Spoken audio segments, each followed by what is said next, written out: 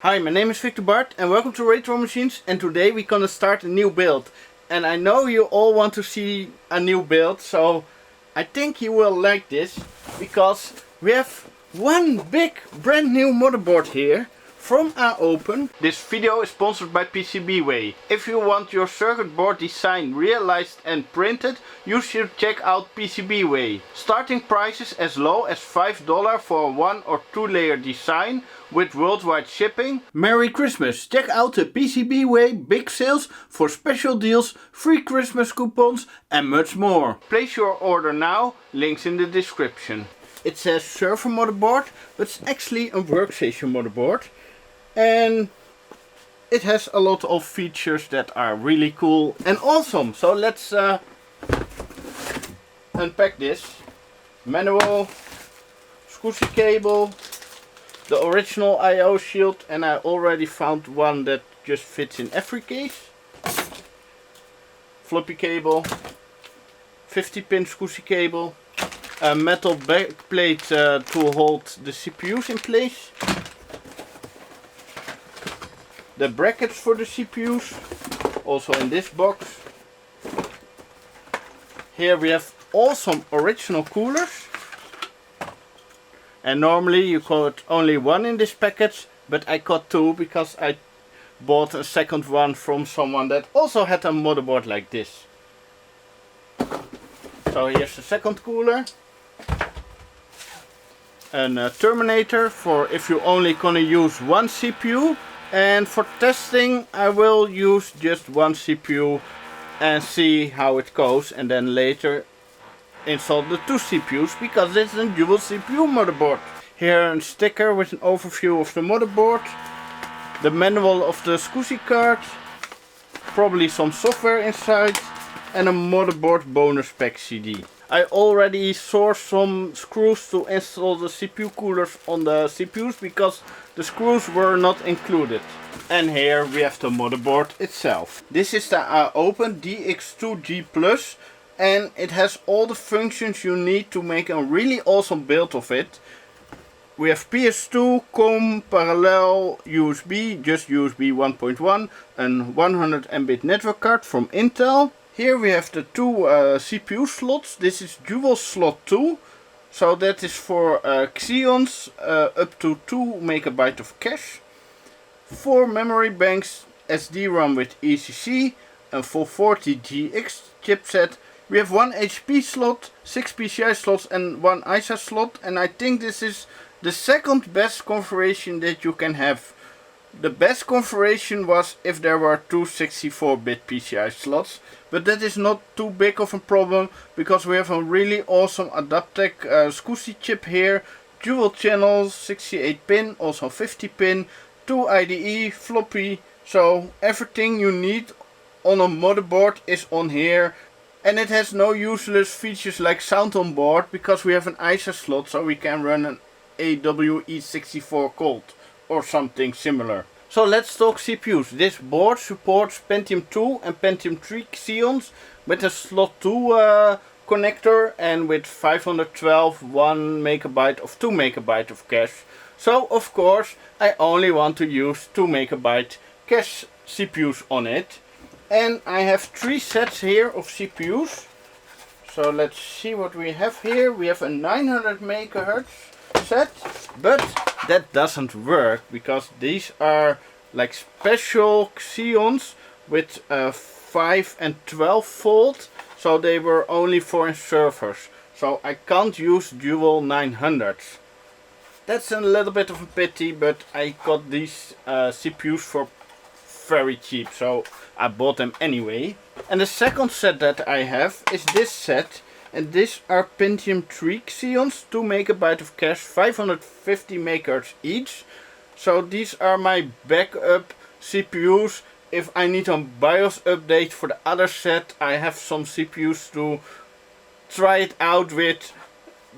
And dual 550 MHz is also pretty nice. And the CPUs that I'm gonna use are dual Xeon 700 MHz with 2 MB of cache.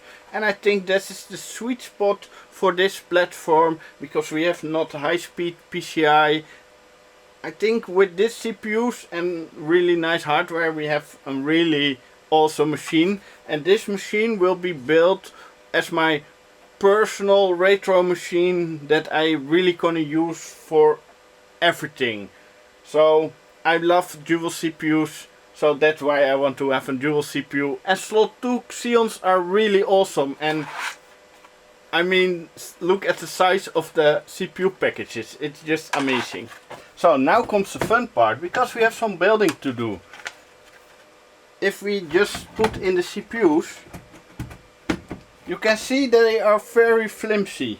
So we need to install the brackets here and a big back plate and build it up. So let's try to do that. We have the back plate. And here we have some screws. So these are special bolts that you can bolt down with a screwdriver. Oh, this is a plate that you don't short out the motherboard. So that probably goes here. And then on the bottom of the motherboard we need to put it in. Not sure how this will fit in cases. I really need to find a case where it fits. We first need to put on the brackets. I was thinking, wait, it doesn't work to put it open, but one side has an easy one and you can just lift it easily off. So swapping out CPUs is probably pretty easy without breaking any clips. Oh, it can be only on one way. So that makes my life easier. And I know why you need to build it yourself. Otherwise the motherboard box would be super high. So now we take the special screws.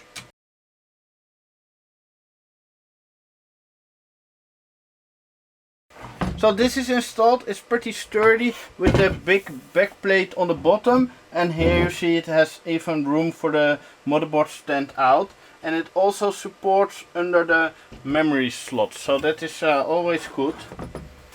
And I'm gonna first try it out with just one CPU, so let's install the CPU terminator. And why do you need a CPU terminator? Because if you only install one CPU, it doesn't work if you don't have termination in the second slot. But I think running this motherboard with only one CPU, that would make not much sense. But for testing it will be nice, and then I can test out this bar, how that works. And that holds it very securely in place, so the CPUs can never fall out of the socket. And I have some other pieces. Let's see where those go. Or maybe I need to find the manual. Oh no, I think I figured it out. So they go over here, and when you pull them, you pull out the CPU or the terminator, so you don't have to wiggle it out. So this is a pretty cool system to hold the CPUs down. So it's now time to install this super awesome coolers on the CPUs. I removed the cover of this CPU. So here you can see where the CPU is with the same clips as a Pentium 3.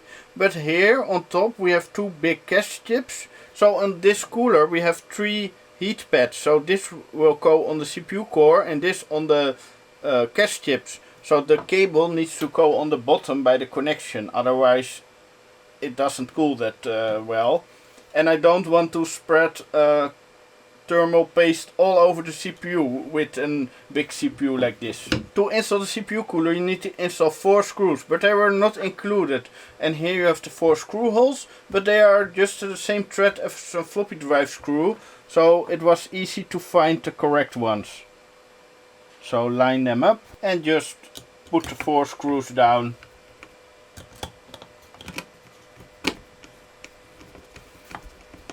And I think I first need to install these clips before I install the cooler itself. Okay, this looks totally amazing. It's super small package, but with a lot of aluminium fins here, and a nice cooler, all brand new, even with a temperature sensor, 2 cables. I really love this CPU package. I think with the dual CPUs, it will look amazing on this board. So time to install the CPU on the motherboard. Slide it in. Push it down. And this clip goes over it. Locks it down. This looks really amazing. But I see an issue.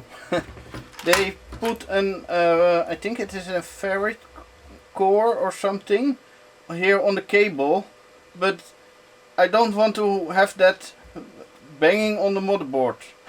So I need to probably zip tie it up here or something so it doesn't short out, or maybe remove it, not sure. But let's connect the cables here. First the temperature sensor, then the cooling fan, and let's get the zip tie. Okay, now it can't short out anything. So for the memory, I have this really awesome kit of, I think they were 512 megabytes each, PC100, and these come out of a Dell server with dual Pentium 3s, and I really saved this kit up for a motherboard like this. So let's see which are DIMM 1, 2, 3, 4, so that's easy. And I think 1 GB of memory for a Windows 2000 build with dual CPUs is probably more than enough. Don't think I will go up to 2 GB on this board, but it is possible, but not really needed as a workstation. So I think I'm gonna find a video card and try this board out and see if it works. The video card I chose for testing is this Matrix G400. It's not the max, but the normal passively cooled version with dual monitor support and 32 megabytes of memory. And one of the video options that I gonna consider is the Matrix G400 Max for this build. So let's put power on this power supply. Flip the switch. It turns on. I hear the fan. It's not too loud, so that's good.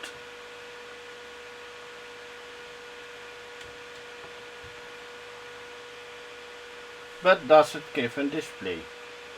And this is the first time that I'm trying out this motherboard because it's brand new. And we have a green light on the monitor. Awesome. Open. The keyboard is not reacting on input or caps lock. Okay, it's now rebooting. Maybe it's doing self checks or something. Let's turn it off. I'm not sure if the CPU is supported by the BIOS, because the BIOS is never updated on this system. Let's try another keyboard. Let's swap out to a 550 MHz CPU.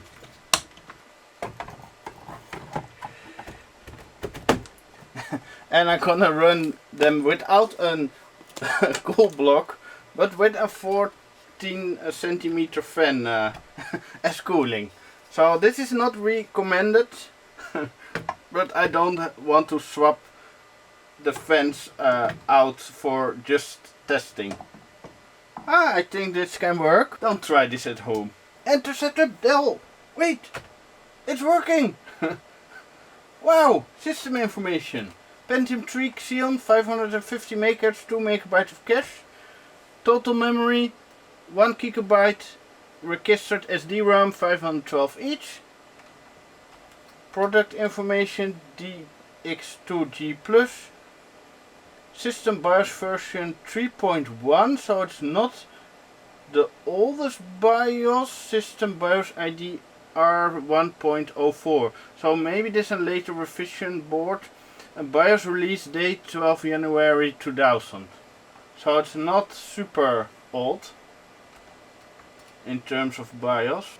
I never seen this kind of BIOS setup before. Okay, so we have 6 PCI slots onboard LAN and onboard SCSI, which also has a PCI slot, and it shares a lot of IRQs because we have only 4 IRQs for 8 slots and a HCP. So to fill this up with all kind of cards, it can be a big issue, but Voodoo 2 doesn't use IRQ, so that makes life way easier. Okay, 1 CPU and system memory could. No mention about the BIOS battery, because it's probably empty, but not sure. I didn't change it. F1 to continue. Let's see what it does. The adapter SCSI card, and this is probably an Ultra 2 white CPU fan bed. Chassis secure switch activated. Blah blah blah blah blah. Okay. It works. Now let's swap out to the other CPU and test it again. And it's a little bit hot, but not finger burning hot. Yeah, don't run it without heat sinks for a long time. Only for testing. It's running after a few reboots, but I checked the specifications here and it says 450 to 550. CPU BIOS update code mismatch equipment configuration error. What should I do? I need to find a BIOS update, of course. But let's see what it says. It says 550 MHz. Yeah, I think the CPUs are not supported like this. And that's why it's first rebooting a few times before it starts up. So, yeah, what to do? So I came up with a solution for now, because I installed the coolers on the 550 MHz CPUs and I'm gonna run them in dual CPU modus on 550 MHz just to play with this system, see if it's stable, build it up till it's like functional and good, and then I will find a BIOS update the BIOS and switch to the 700 MHz CPUs. Or maybe I will just keep it at 550 because a retro computer is not for me built for speed. It's just built with cool hardware, and if I want to have more speed with dual CPU, I have my Quantum 3D Alchemist that run dual Pentium 3 933 MHz, or I have a dual Pentium 3 1400 motherboard with a lot of memory. So this machine doesn't have to compete with the other machines, so 550 MHz is probably also really cool to have in this build.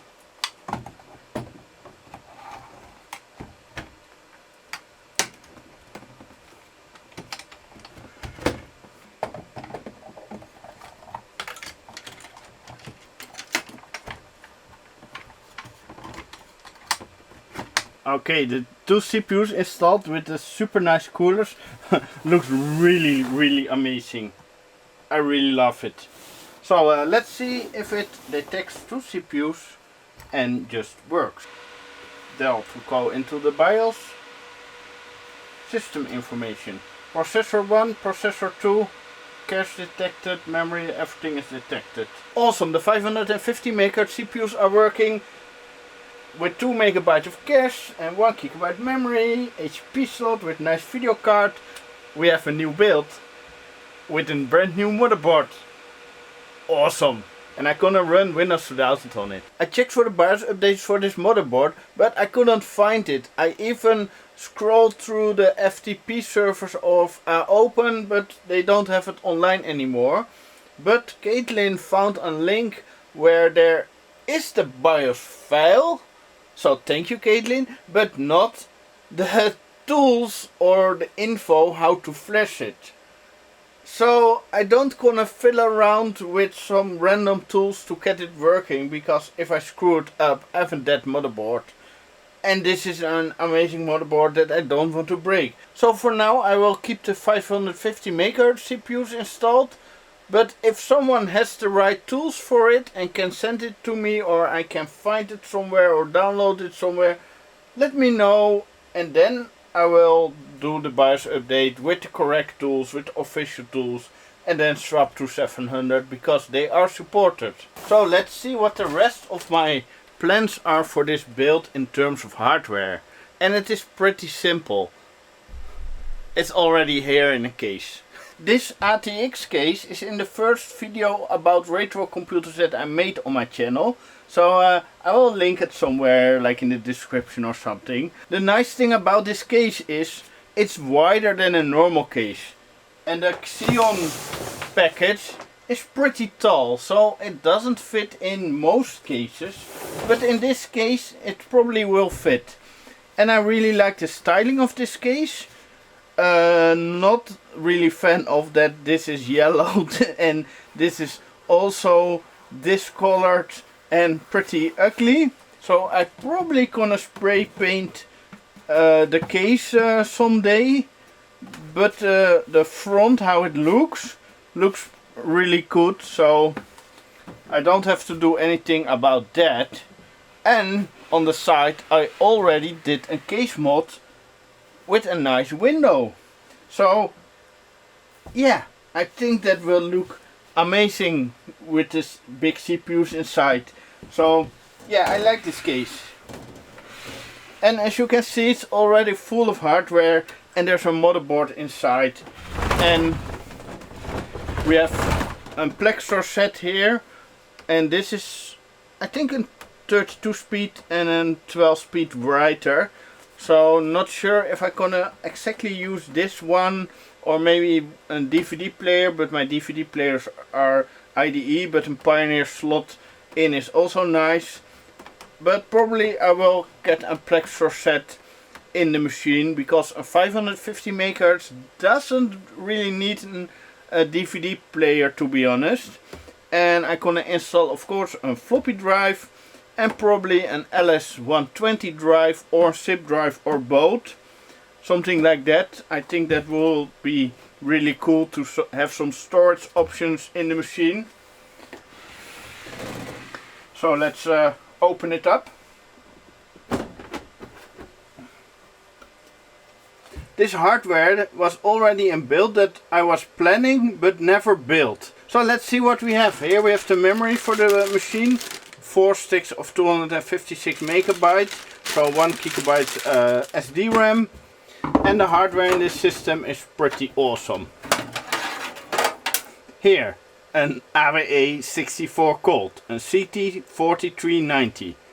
So this will directly go on the dual Xeon build. So here we have a Voodoo 2 in SLI, and those are both Diamond Monster 3Ds, 12 megabyte. So yeah, it will directly go into the dual Xeon. The video card that was in this system, Matrox G400 Max. So let's put that in the dual Xeon. This card I won't install in the dual Xeon, but this is a Miro DC30 video editing card, but I don't need it in my dual Xeon build, but I was thinking to put it in here. So yeah, we don't need it. And here we have an 3-com network card, but we have a network card on board, so we don't need to swap it over. And this motherboard, very similar to the Aopen motherboard, only with dual slot 2 and 5 PCI slots, 2 ISA slots, single channel SCSI, but SCSI on board, but no LAN on board, but HCP, 4 memory banks. So yeah, this was also one of my ideas to get a build of, but dual slot 2 is even better than dual slot 1. And let's see, oh, this set is dual Pentium 3 450 MHz with 512 kilobyte of cache, and I have a Dell power supply in here, but I probably gonna swap it out. So yeah, I think this case will be perfect for the Xeon, if it fits. The 3-com network card that was installed is the 3C980TX. So this is a server variant of the 3-com network cards. So this is a pretty nice card. A nice thing about this case is that the motherboard tray can be removed, but not to the rear, but from the bottom here. So let's see if that works. I probably need to remove this brace. That's annoying. The motherboard tray is finally out and it took way too long, so it's a really annoying motherboard tray, but I probably need to use it because it's a full-size ATX board, but also if the full-size board is here, I can't put in those screws. And with SCSI hard drives you want to have screws on both sides. So I need to figure out what I gonna do. But the thing that this case has is some slits here on the bottom to also install hard drive. So maybe my main SCSI hard drive can be bolted to the bottom, and then here something else. Maybe one SCSI drive or an IDE bigger storage drive. Not sure yet. I haven't decided yet which kind of storage I gonna use, but probably at least a 73 GB 10,000 RPM SCSI hard drive, maybe a 15,000 RPM if I still have one around, or a 36 15,000 RPM with a bigger lower RPM hard drive, something like that. This motherboard is also really a recommendation to get an Asus P2B-DS. I think it's one of the best Slot1 motherboards ever made.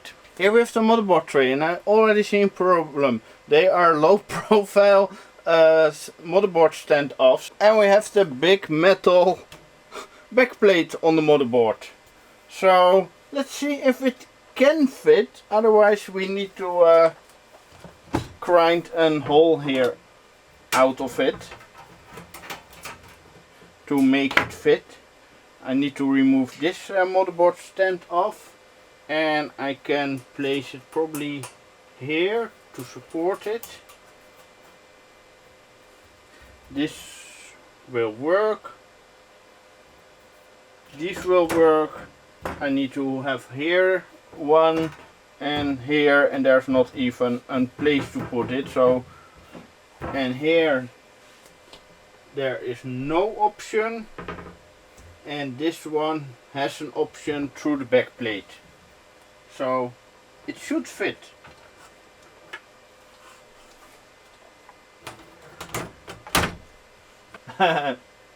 It's like 3mm above the motherboard stands, so I need to cut this up and probably lose all strength in the motherboard tray. It sticks out here a little bit, so here there won't even be material. This is a very tight fit, but the rest of the holes line up. I think I just need to mod it, but not in this video. That will be probably in the next video, or I will do it in my workshop. Probably should fit, but it will be really difficult. Let's first try if the motherboard can fit in the case, otherwise we just need to find a different case. It can fit in the case, but the cable management will be in hell. But there's really enough room for the PCI slots, but not for the drive base here. The upper ones will work with drives in it, but these won't work with drives in it, and these will work with drives in it, but getting the cables from here, and yeah, I have a challenge to do, but I think I will make it fit in this case. I didn't expect that it was such a tight fit in this case, and that you really need to disassemble it completely to get the motherboard in and out. So yeah, I think the case is great in terms of looks and the size, the outside size, but the internal space with this setup, difficult. But I think I'm just gonna make it work because if it's done, I have a super powerful MIDI tower, and I don't like big towers. The MIDI towers is for me the perfect case. So yeah, and the front panel is super ugly with this yellowed everything, but if you look at the inside, there's a super nice blue color, but I'm not a fan of blue, so probably I won't make this case blue, but I can take this out,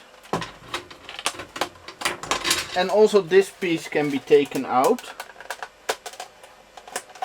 So I can easily also paint this a fresh color. And this can also be easily painted in different color. So yeah, I think I gonna get a spray can and put something else over it.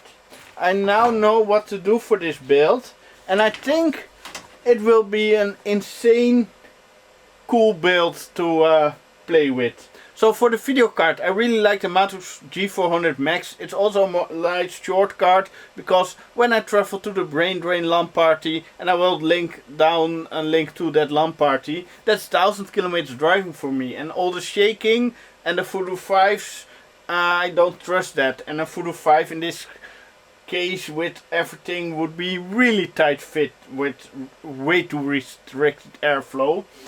So that would not be an option. So another option that I can go for is in GeForce 1 with DDR memory, or maybe GeForce 2, but that's a little bit too new, together with the two Diamond Voodoo 2s. So let me know what kind of video cards should I put in this system. It needs to have gaming support, and it needs to be cool and short and awesome. So, if you like to support me, you can support me monthly on Patreon and join my awesome Discord server, or use my Amazon affiliated links. Thanks for watching. I messed it out, and I need to cut this piece out of the motherboard tray. So this will get super flimsy. So yeah, I need to see what I'm gonna do. And also the points where you screw it down, it's in the area that I gonna cut off. So I need to make a plan, or really modify it. Because this is not working out of the box.